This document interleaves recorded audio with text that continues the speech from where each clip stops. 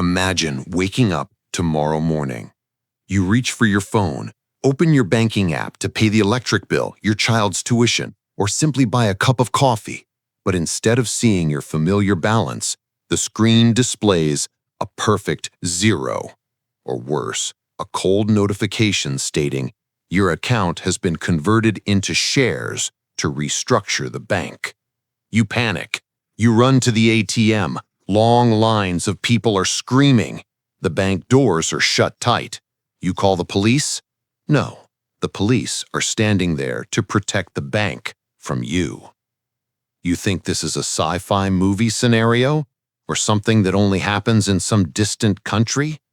What if I told you that right now there is a law already signed, lying dormant in the legal system, allowing banks to do exactly that with your money?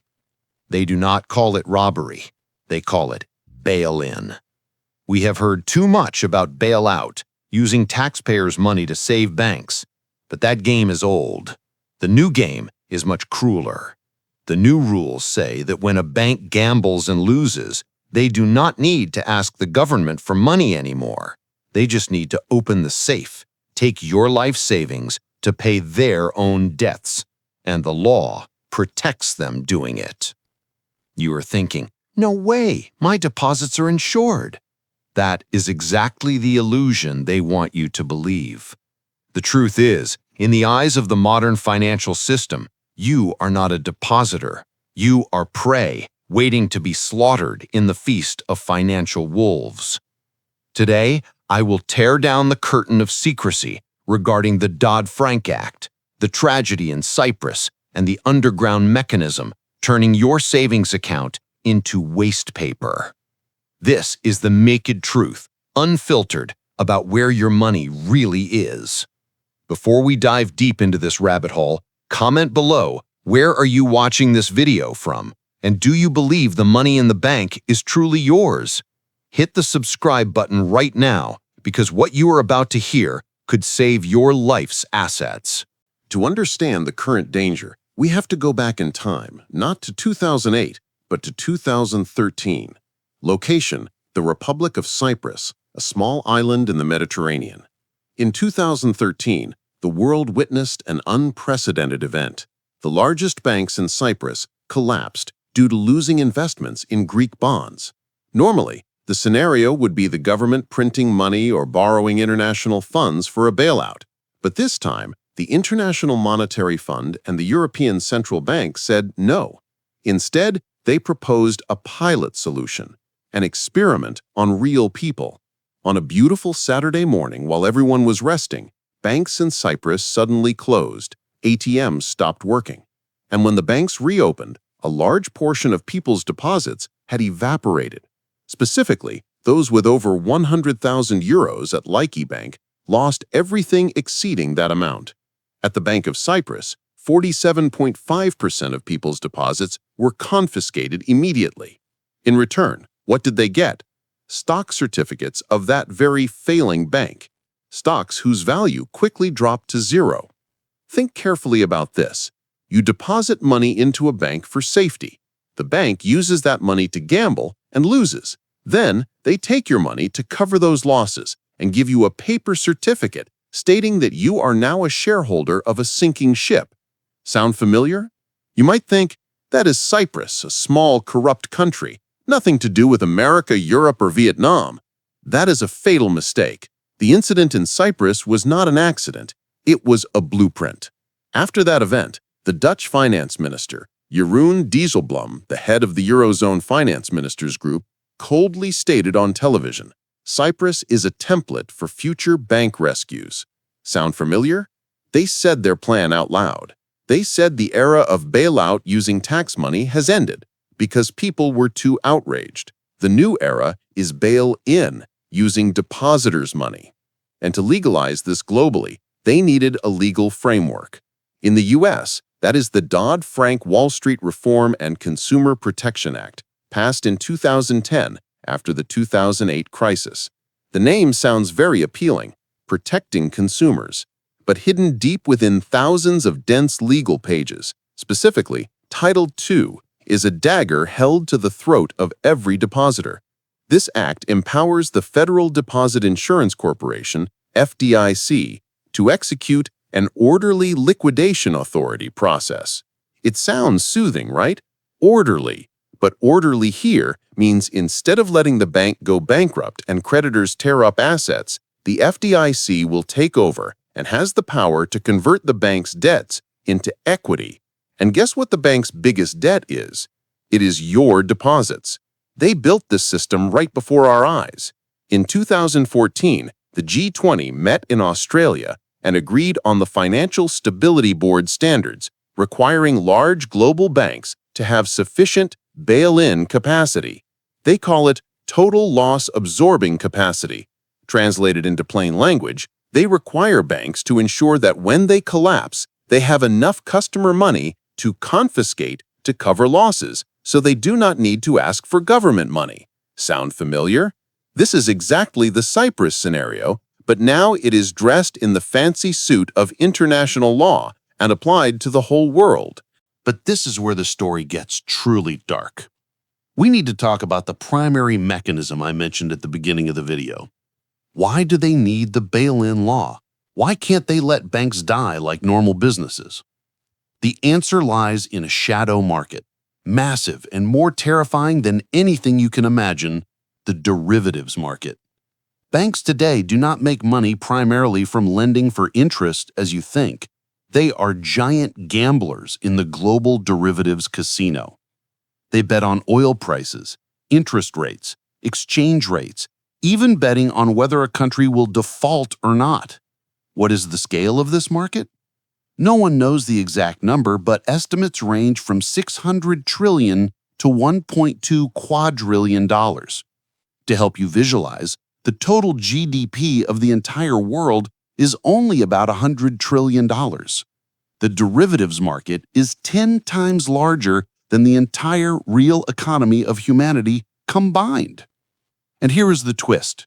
When a big bank collapses, these derivative contracts will trigger a chain reaction, blowing up the entire global financial system in just a few milliseconds. So, who created the legal mechanism to protect this casino? In the Bankruptcy Abuse Prevention and Consumer Protection Act of 2005, and later reinforced by Dodd-Frank 2010, there was a small but extremely dangerous change regarding payment priority. Usually, when a company goes bankrupt, they must pay employee salaries, taxes, and suppliers. But for banks, the law gave derivatives counterparties a status called super priority. This means when a bank collapses, before returning deposits to you, before paying employee salaries, before paying taxes to the state, the bank must pay the losses in derivative bets to other large banks. Your money is not just used to save the bank. Your money is used to pay off the debts for the gambles of Wall Street billionaires. You stand last in the line to get money back. And to do that, they silently changed the legal definition of depositing money. You think depositing money in a bank is you storing assets? Wrong. You think that money is still yours? Wrong. When you deposit cash at the counter, legally, ownership of that money immediately transfers to the bank. You are no longer the owner of the money. You receive a promise to pay debt, an IOU. You won't believe the name the law calls you. They don't call you God, they call you an unsecured creditor. Hold tight to your seat, because the next receipt I am about to show you is much crazier than you think. Let's dive deep into this monstrous financial machine. We need to dissect exactly how a bail-in happens under Dodd-Frank law and international standards, and why the deposit insurance number you trust is just a joke. First, the illusion of deposit insurance. In the US, everyone says, "Don't worry, FDIC insures $250,000. In Vietnam, we have deposit insurance covering 125 million dong. But look at the numbers that speak. Here is shocking statistic number 1. The FDIC fund only has about $128 billion as of 2023, but the total insured deposits in the U.S. banking system is over $9 trillion. The coverage ratio is only about 1.4%. If a small bank collapses, FDIC can handle it. But if a giant like JP Morgan Chase or Bank of America collapses, or a systemic crisis causes a series of banks to fall like dominoes, the insurance fund will evaporate in less than an hour. When the insurance fund runs dry, who will pay you? No one. At that moment, the bail-in mechanism will be triggered. The law allows this because they know full well the insurance fund is never enough. Second, the capital recapitalization process, a fancy name for looting. Visualize the process like this. Step 1. The fateful weekend. The bank announces loss of liquidity on Friday afternoon. Regulators like the FDIC in the U.S. or the central bank swoop in to take over under the orderly liquidation authority regime of the Dodd-Frank Act. Step 2. Assets frozen. All withdrawal transactions are blocked. You cannot withdraw cash. You cannot transfer funds. Your money is held hostage. Step 3. Identifying derivative holes. Auditors will examine derivative debts. As I said, these are super priority debts. Billions, even trillions of dollars of the bank's assets will be transferred immediately to pay derivative counterparties, usually other large banks. This is the financial world's rule of death before dishonor. Protect the derivative system at all costs. Step 4. Haircut. After the good assets have been used to pay off derivatives, what is left for you, the unsecured creditors? Only a hollow shell. At this point, the regulator will declare the bank needs recapitalization. They will take a portion of your deposit, let's say 30%, 40%, or 50%, like the 47.5% in Cyprus, and wipe it from your account. Step 5. Handing out waste paper. To compensate, the bank prints a large amount of new stock and throws it into your securities account. Congratulations! You are now a shareholder of a bank that just collapsed. What is the value of this stock? Nearly zero. But on paper, the bank is out of debt to you. The bank's balance sheet looks beautiful again. The bank is saved. By your blood. Third, inverted priority. This is what makes my blood boil. In a fair world, savings depositors, hardworking laborers, mothers, retirees must be the priority for protection. But in the world of parasitic finance, priority is completely inverted. At the top of the tower are derivatives counterparties. They are absolutely protected by the bankruptcy law of 2005. They take the money first. In the middle are secured creditors, those holding bonds with collateral. At the bottom is you, the depositor, sitting at the same table as unpaid stationery suppliers and janitors. You are an unsecured creditor. Do you see the irony? You deposit money in the bank, thinking the bank is keeping it for you. But in reality, you are lending money to a gambling addict without collateral, with no interest commensurate with the risk, and worst of all, you sign a contract that you never read, allowing him legally to default if he loses the gamble. Fourth, numbers don't lie. Look at Deutsche Bank, the largest bank in Germany. The total value of derivatives they hold was once estimated up to $48 trillion, while Germany's GDP is only $4 trillion. How can a bank bet an amount 12 times the economy of the entire nation nurturing it? And if Deutsche Bank collapses, what deposit insurance fund in the world can save it? None. Only the bail-in way. Only the way of taking depositors' money to fill that black hole. Another example. In 2023, the collapse of Silicon Valley Bank. Although the U.S. government intervened exceptionally to protect all deposits over $250,000, that was because SVB was systemic to the tech industry. Do you think they will do that when 10 or 20 banks collapse at the same time? The FDIC fund at that time evaporated nearly 20% after just a few sporadic collapses. The scale of moral hazard here is terrible.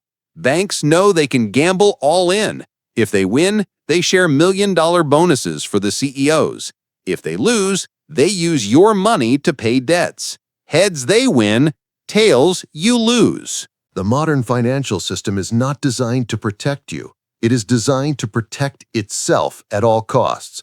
And in this digital age, The speed of collapse will be faster than any time in history.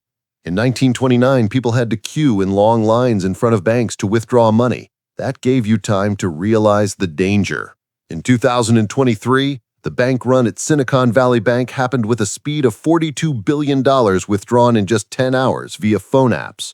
The next crisis will not happen in days or weeks. It will happen in minutes. When you receive the warning message, perhaps the bail-in order has already been triggered automatically by algorithms. Your money will be locked before you can even log in. And even more dangerous, look at the rise of central bank digital currency, CBDC. If cash is abolished and all your money is just numbers on the central bank server, executing a bail-in will become easier than ever.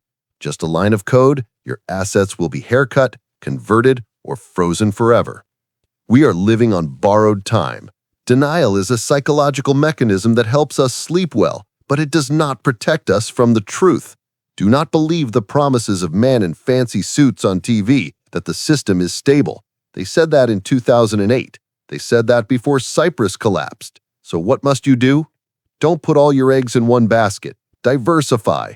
Gold, silver, Bitcoin, self-custody, real estate, land. Real assets that you have direct ownership rights to, not someone else's debt or counterparty risk. Get out of total dependence on the banking system. I make this video not to spread fear, but to equip you with the strongest weapon, truth. If you feel a chill from what you just heard, if you feel angry for being treated as a pawn on the financial chessboard, share this video, spread the truth. Don't let your loved ones sleep in the illusion of safety. And the final question I have for you is, after everything we know about history, about greed, and the lies of this system, are we wiser now? Or are we still walking the same path leading to the abyss, only this time the guides are wearing nicer suits? Leave your answer in the comments section. Don't forget to hit like and subscribe to the channel to join me in peeling back the next naked truths. I am your host, and this is the Unfiltered Truth.